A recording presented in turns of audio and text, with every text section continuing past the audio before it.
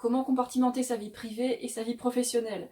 Alors ça, c'est pour ceux qui travaillent chez eux, qui sont auto-entrepreneurs, micro-entrepreneurs, et qui ont du mal à séparer les deux mondes que sont la vie professionnelle et la vie privée. Alors je vous ai préparé quelques petites astuces là. Alors la première, ce serait de se définir des horaires de travail, des jours de travail, et à côté de ça, des horaires où vous ne travaillez pas et des jours où vous ne travaillez pas. Ça, c'est pour éviter que la vie pro n'empiète sur la vie privée. Par exemple, on peut se définir comme jour de travail du lundi au vendredi et à côté de ça, être complètement en congé le samedi et le dimanche. Et pour les horaires de travail, par exemple, je sais pas, de 8h à midi et de 14h à 17h. Et en dehors de ça, vous êtes dans votre vie privée et vous n'allez pas répondre à toutes les sollicitations de la vie pro. Et là, on en arrive au deuxième point. Quand vous êtes en vacances, en congé, ça peut être bien d'utiliser un répondeur, alors que ce soit un répondeur pour le téléphone ou un répondeur pour les mails. Moi, j'utilise beaucoup la fonction de répondeur automatique pour les mails et du coup, je sais que mes clients, quand ils m'écrivent et que je suis en vacances, en congé, ils vont recevoir une réponse automatique et ils sauront que je suis pas là, que je peux pas répondre. Si par exemple je suis pas là pour pendant je sais pas une semaine, ben c'est très très utile ça. Et du coup, comme je sais que j'ai ce répondeur, je vais avoir l'esprit tranquille et je vais pas avoir envie de vérifier tout le temps mes mails pour voir si je rate pas un truc important et que je répondrai pas à un client important par exemple. Et vu que le client il est informé que je suis pas là, ben, il pourra confier le travail à quelqu'un d'autre et puis garder une relation sérieuse avec moi, quoi. Sinon, pour ce qui est du téléphone, on a soit la solution du répondeur automatique, c'est bien, mais c'est pas le top. En fait, le mieux, ce serait encore de transférer les appels à une secrétaire qui prend les messages pour vous, alors qui prend les rendez-vous pour vous, selon le type de travail que vous faites chez vous en auto-entrepreneur. Et une secrétaire, ça peut coûter un peu, ou alors vous pouvez, je sais pas, utiliser la secrétaire d'un collègue et puis ça pourrait rien vous coûter. Et inversement, quand votre collègue est en vacances, ben, il peut envoyer des appels chez vous, transférer les appels. Voilà, c'est ça la fonction, le transfert d'appels. Mon père, il a utilisé ça pas mal avec un collègue ou alors avec une autre secrétaire. Et c'est une solution qui marche, quoi. Ces solutions que je viens de vous donner pour le mail et puis le téléphone, c'est toujours mieux qu'un téléphone qui répond pas, un mail qui répond pas, et puis le client qui dit qu'est-ce qu'il fait cette fois? C'est pas sérieux quoi, je veux une réponse. Je pense que ces solutions aident bien à compartimenter la vie pro et la vie privée. Alors ensuite, quand vous travaillez, vous avez envie d'être efficace et vous n'avez pas envie que la vie perso, elle déborde tout le temps dans votre vie pro. Alors pour ça, il y a plusieurs solutions.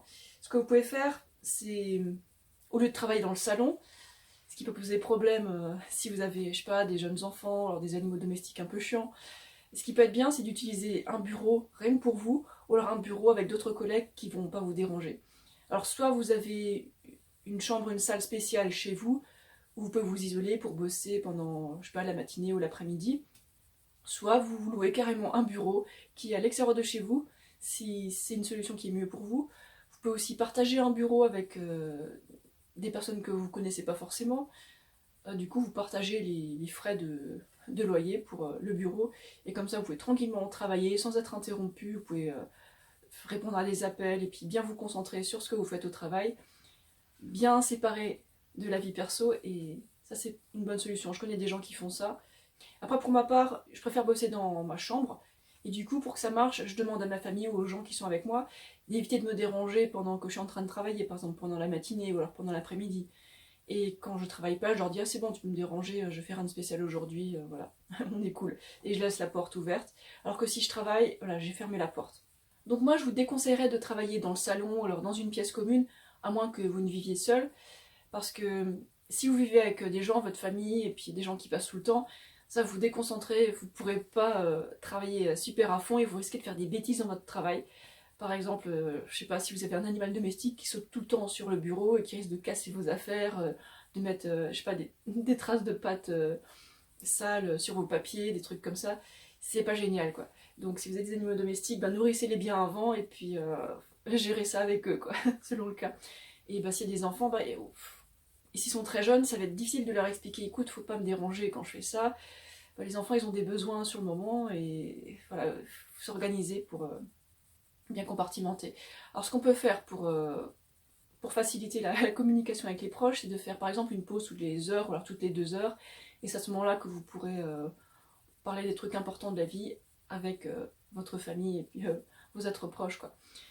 Par exemple, pour parler du prochain repas, voilà, vous sortez de votre local de bureau vers 10 h du matin, faire une petite pause, aller aux toilettes, boire de l'eau, prendre un petit truc à manger.